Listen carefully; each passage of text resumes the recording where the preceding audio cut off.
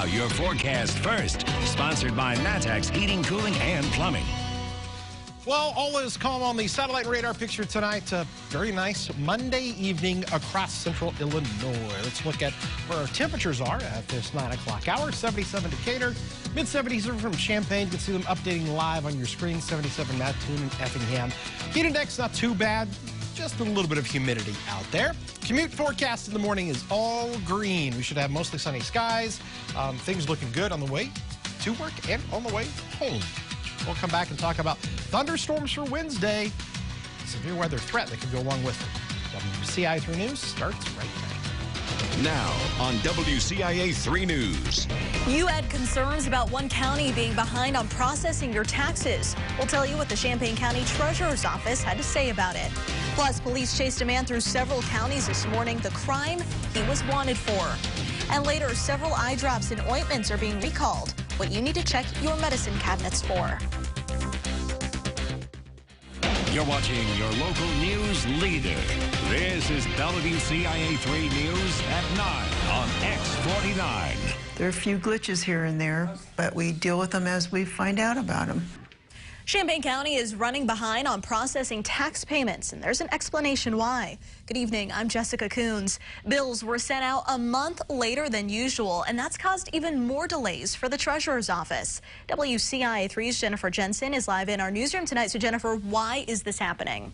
Jessica, there's a glitch in their electronic system. Since last fall, they've been switching over to a new system, and tech issues have even caused bills to be sent to the wrong addresses. That's stalled their ability to process payments. Whenever you go from one system to another, you're going to run into problems that nobody seems to have anticipated, but you got to figure out what the solution is. So that's what we've been spending a lot of time doing. The county treasurer says most people have received their bills and already paid their taxes. As a reminder, the last payment deadline for 2018 taxes is on September 3rd. Live in the newsroom, I'm Jennifer Jensen, WCIA 3, your local news leader. Jennifer, thank you. New for you tonight, Paris police arrested a man for hurting someone during a home invasion. They say they were dispatched to a home near Jasper and Central Avenue for a fight. Police say Chad LeBaum broke into the house and started fighting the man who lived there. LeBaum was arrested for home invasion with bodily injury. A cross-county chase ended with the arrest of a man wanted for murder. This started in Effingham near I-57 and South Rainey Streets and ended in Christian County. Police have identified the suspect as 24-year-old Devin Barger. This mugshot of Barger is from the Department of Corrections back in 2017 when he was convicted of several crimes, including running from police. The Effingham police chief says they were told this morning that a person of interest in the murder of 22-year-old Samantha Cushing might be in their area. Officers pulled over a car that matched the description of the suspect's car. Barger was inside and got away. He was later arrested in Taylorville. There was a child in the car during that pursuit. I have 3 grandchildren, and, you know, they're over here sometimes and playing, and she has come out in the yard a couple of times and interacted with my grandchildren and played with them and seemed to be a real sweet little girl. Police say Barger and the child were not hurt during that chase. The Effingham police chief believes the child is likely being held in protective custody. We have an update in the trial of Brent Christensen. The sentencing phase started today for the man who kidnapped and killed U of I scholar Yingying Zhang. Prosecutors are arguing for the death penalty. In opening statements, they talked about Zhang's accomplishments and the impact her death has had on her family and friends. They say new evidence will show Christensen is still a risk to others and that he lacks remorse. Defense lawyers want jurors to sentence Christensen to life in prison. They zeroed in on his struggles with mental health and his attempts to get help from counselors just 2 months before Zhang's murder. We have more on what happened during the first day of this sentencing phase on WCIA.com. Tomorrow morning, police and emergency responders will be at EIU, but there's no need to be alarmed here. EIU and Charleston Police, along with Charleston Fire and Rescue, will be conducting an emergency response drill. It's to help evaluate the university's reaction in case of a critical situation. It'll be held in the area of Carmen Hall. The Coles Moultrie 911 system will provide communication during that exercise. New tonight at 9, the Champaign School Board has approved 5 new administrators. Andy O'Neill will be Director of Special Education. Janelle Baskett was picked as Director of K-8 Teaching and Learning. And Jason Pope will be Bottonfield Elementary's principal. 2 assistant principal positions were selected as well. Christina Ray will be at Westview, and Jacqueline Teague will be at Booker T. Washington STEM Academy. You may want to find another route if you're driving in South Champaign this week. One eastbound lane of Windsor Road will be closed between Galen Drive and Prospect Avenue. Work should be done on Friday. A southbound lane on Prospect will also be closed between Devonshire and Windsor. That lane should reopen on Wednesday. And traffic may be backed up on Green Street in Champaign this week. Starting today, the westbound lane of Green is closed between 1st and Locust. A detour will be set for westbound traffic at 1st Street. Work should wrap up on Friday. A tree being cut down this morning caused a water outage in the entire village of Argenta. The outage lasted just over an hour before Public Works were able to fix the water main valve. The tree came from a property and landed across the street on the valve. Argenta's Public Works Director says they were forced to shut down water for everyone. We didn't have a choice by the way our system was designed. Originally, we thought we were going to shut down just 2 blocks. It ended up being the whole town to get the water pressure down to where we had a workable site. Argenta is currently under a boil order that will last at least 24 hours. The village will continue to test the water, and they'll announce when that order is dropped. Renovations have started on a building in Piatt County. This is happening at the former Cabbage Rose Floral Market building in Monticello. Work was needed because the store recently had bricks fall off of it onto the sidewalk.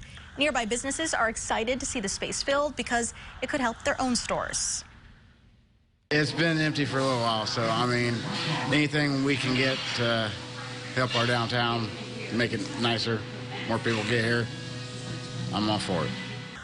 The owners are also renovating 2 stores next door. They are not commenting on what those empty spaces will become. Some central Illinois cities are having to fork over some extra cash for storm cleanup. In Champaign alone, it's costing $29,000 of overtime. It all comes from about $250,000 they set aside for emergencies. That includes snow and ice storms, equipment replacement, and more. That $29,000 racked up between Memorial Day through June. And on top of it, around 40 Public Works employees were already working full-time on cleanup. The city is also paying about $10,000 for a contractor to turn brush into mulch. We're turning around and trying to replant many of the trees that have been lost. We're just finishing up from last summer, and so now we've got more and more mature trees that have been lost. And so there's, you have to start back with a smaller tree because you can't really buy something, can't afford to buy something that's big enough to replace a mature tree. In Urbana, leaders used about 226 hours for storm cleanup on overtime. It's hard for them to say how much money that comes out to because some employees take comp days. Recreational marijuana will be legal starting January 1st. We've told you that.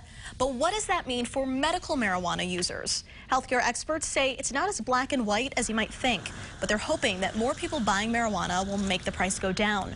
Right now, medical marijuana is not covered by insurance. It can cost around $75 for about 5 days worth of it. Compared to the cost of opiates, it's a hard sell. That's because it's only about $5 out of pocket for a month of use with insurance.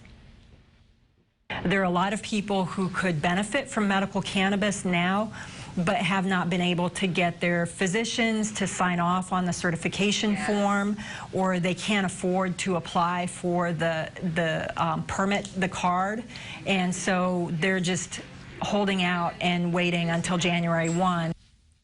It's also important for users to check on the THC content of what they're buying. A lot of people in pain management programs are not allowed to use THC.